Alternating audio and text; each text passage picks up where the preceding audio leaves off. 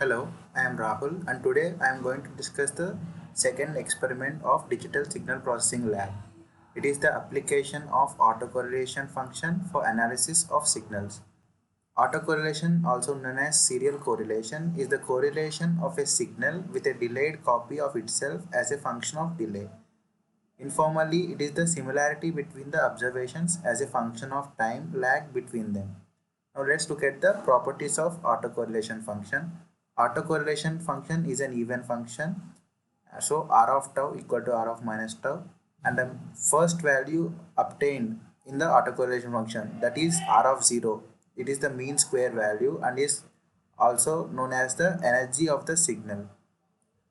The autocorrelation function is a monotonically decreasing function.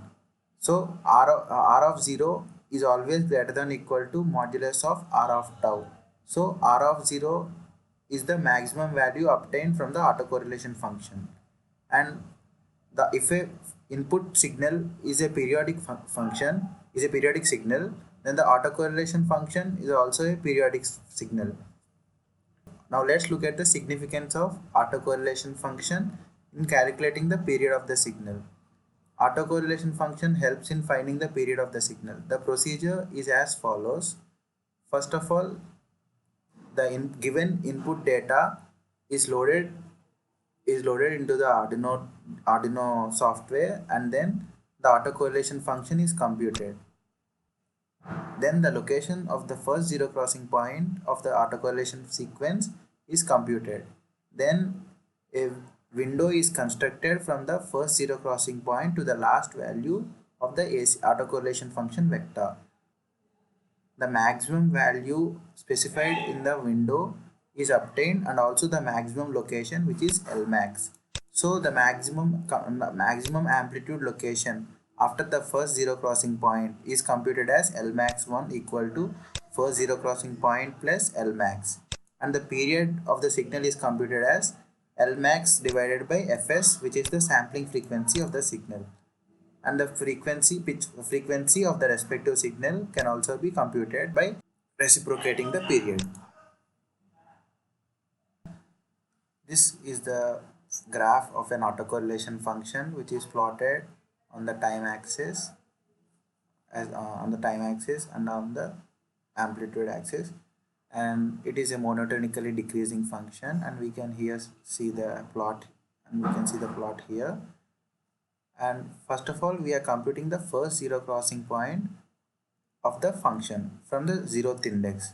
So this point becomes the first zero crossing point, and from this point to this entire window of 500 samples, we will calculate the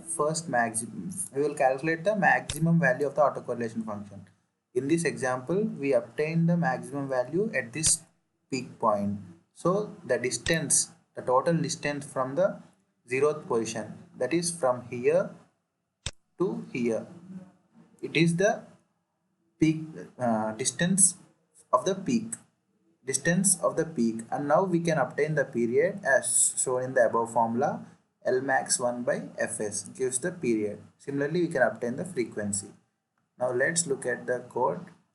For the code purpose, we use the PPG signal data and also a speech signal data.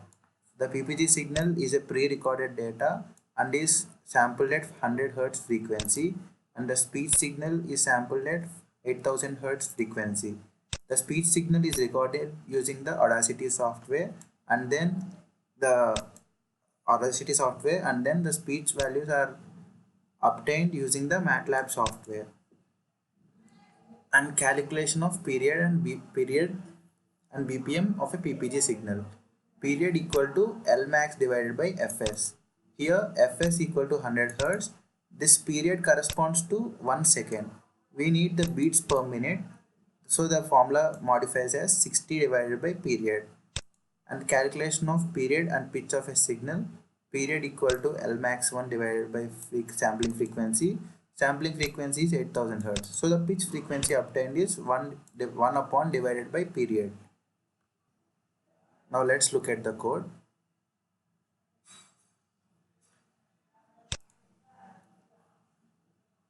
Here We initialize a block length of 4. We take a 2000 samples, total samples of 2000. We divide the 2000 samples into 4 blocks, which consists of 500 samples of each, 500 samples per each block. So block size becomes 2000 divided by block length, which is 4. And then we initialize some variables for block data and then block data for moving average filter, and then this variable is for energy of the autocorrelation function. This is for computing the average of the input signal. These two variables are for storing the zero crossing point for a normal signal and zero crossing point for after passing through a moving average filter. And here we compute the maximum values and then the peak indexes of the moving average filter and normal signal also here. And then we declare a variable for moving average filter data, and then we declare two variables for storing the autocorrelation function in block format. So this represents a two-dimensional array r comma r map r moving average filter of 4 comma 500, which represents 4 blocks, each block corresponding to a 500 sample size, and then the average period and average period used for moving average filter. This L equal to 10 represents the length of the moving average filter. And then uh, let's get into the code now. First of all, a loop is initialized. For loop is initialized for calculating the period of each block.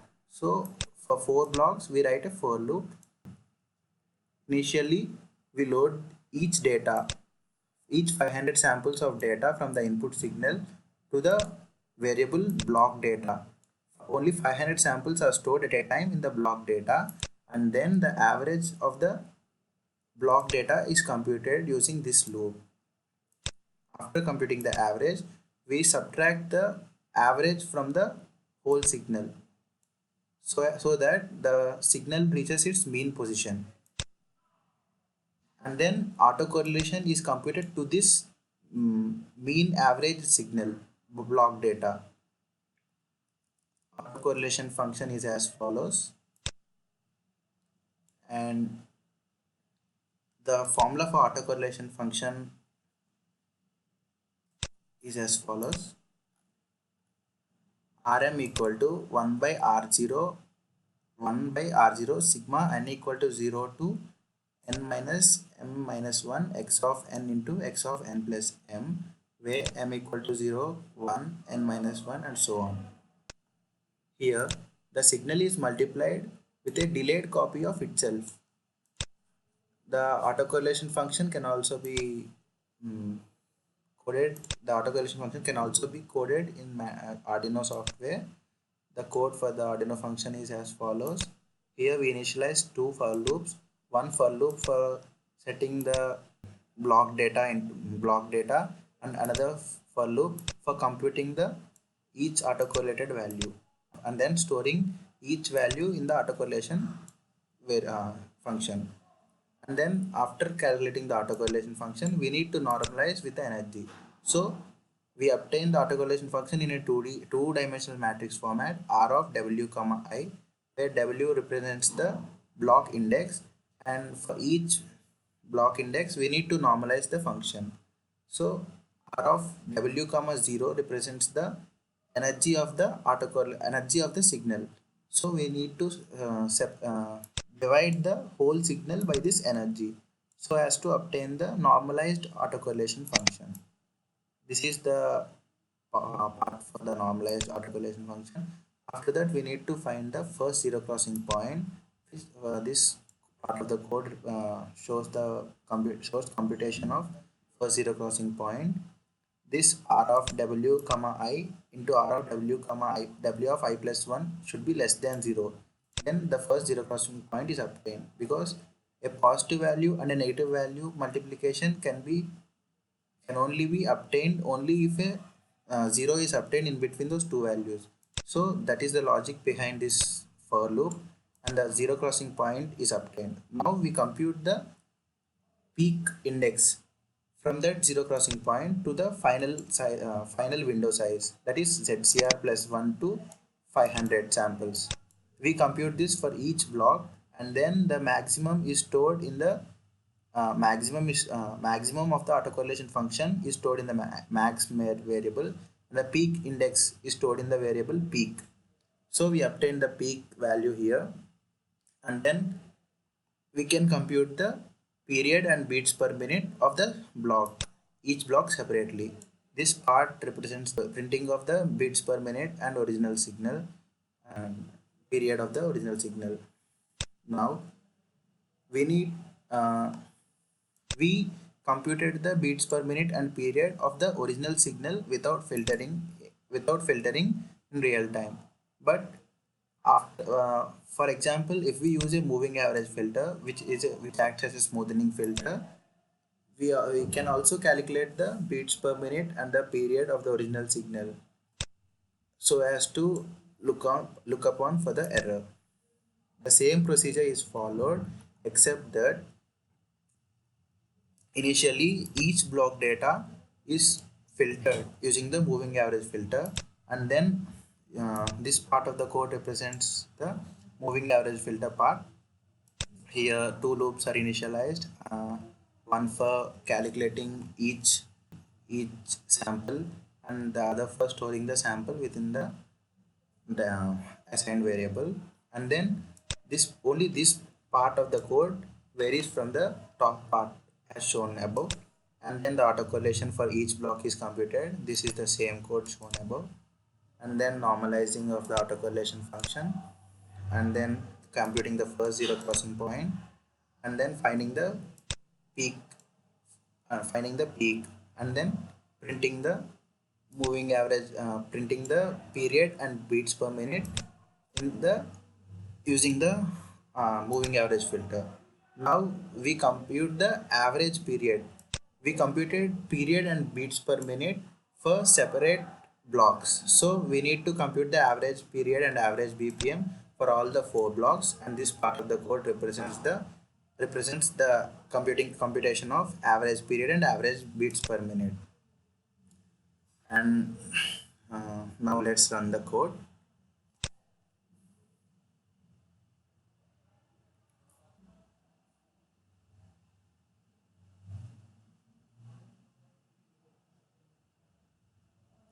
Let's go into the serial monitor. Okay, let's set the baud rate to 9600, which is an important part. Here we can observe the beats per minute and period of the original signal and the signal after filtering for each block.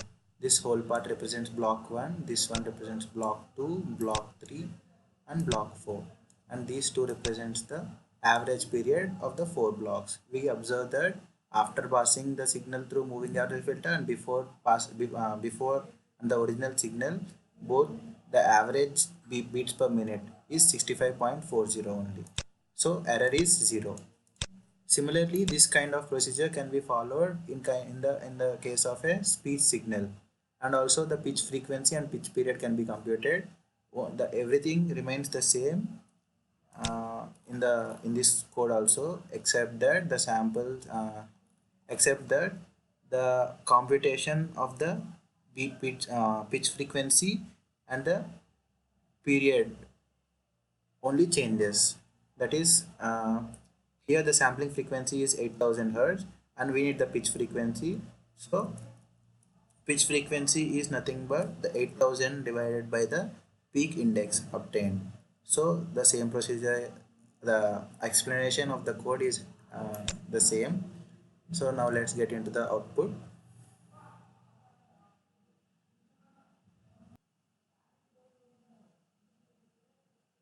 Let's get to the serial monitor, and here we obtain the outputs. This output corresponds to the period and frequency of the original signal, and this one corresponds to the period and signal after filtering for the block 0, and this one for block 1, block 2 and block 3. Total of 4 blocks, 4 periods and 4 pitch frequencies. The average can be obtained for the original signal and the moving average, and after passing through moving average filter. Here we can observe a slight error from the original signal and the moving average filtered signal.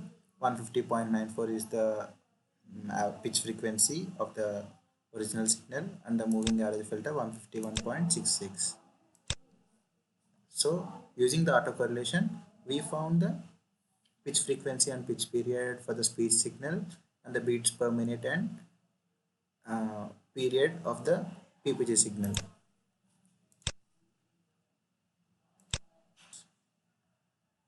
We can also observe the autocorrelation plots as shown here for the both the PPG signal and the speech signal. This one is the autocorrelation function plot, and this is a monotonically decreasing function. And for the speech signal, we can also plot the autocorrelation function as shown here. This is the result, and this is also a monotonically decreasing function, autocorrelation. Now the error calculations are as follows. For the PPG signal, we got the average BPM as 65.40, and after filtering also we got 65.40. So the percentage error is 0%. And for the speech signal, we obtain the average pitch frequency as 150.94 and the pitch frequency after filtering is 151.66. So the percentage error is 0.474%, which is very small and can be and may be neglected. And the conclusion is that we obtain the beats per minute and pitch frequency within the range as expected, and the error obtained is too small for speech signal, and PPG signal it is 0. And generally the pitch frequency ranges of men and women are as follows. It is 85 to 155 hertz for male, and female it is 165 to 255 hertz. And this is the speech production model and the PPG signal output, and this is the systolic peak and diastolic peak. And the beats per minute in case of a PPG signal also varies with age. For a newborn, it is 100 to 160 bpm, and infant 90 to 150 bpm, and as follows. And for an adult of age 15 plus, the beats per minute lies in the range 60 to 100 bpm, and we got a value 65.40 bpm, which is in the mentioned range. So the calculations of the beats per minute are correct. Thank you for watching my video. I hope you like it.